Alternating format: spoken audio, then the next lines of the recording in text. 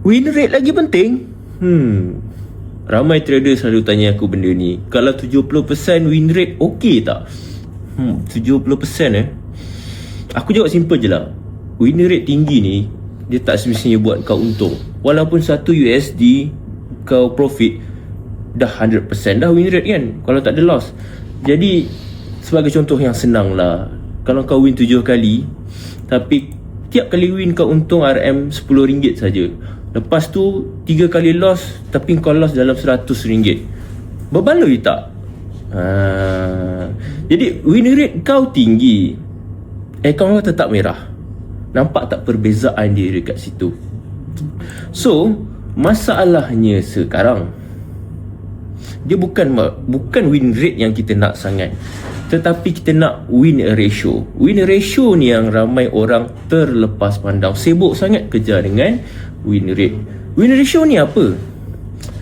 Berapa besar kau menang, tetapi berapa sikit untuk kau rugi. Itu dia nak bagi lebih mudah faham.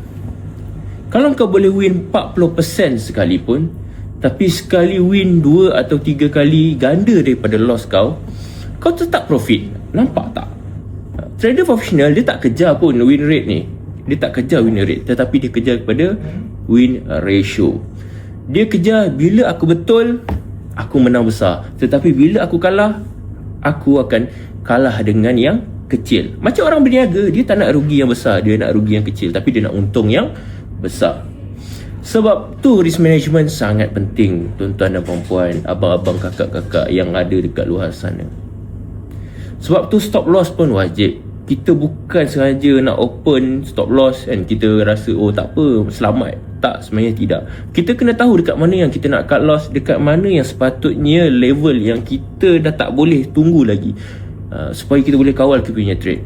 Jadi win rate percentage ni sebenarnya tak penting, tapi win rate ratio tu sangat penting.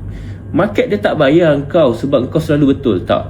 Market bayar kau bila kau urus risiko kau dengan betul. Itu yang sebetulnya. So lepas ni kau jangan bangga sangat lah, win rate percentage aku tinggi babe, tinggi. Tetapi in reality kan, trader-trader yang pro kat luar sana, dia tak kejar win rate percentage ni, dia kejar win ratio. Win ratio adalah lebih penting daripada win rate percentage.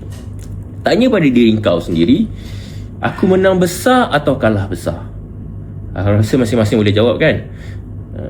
Jadi kalau kau dah jadi trader lama kan, lama dah dalam industri ni, kau mesti akan fokus pada win ratio dan bukan win percentage.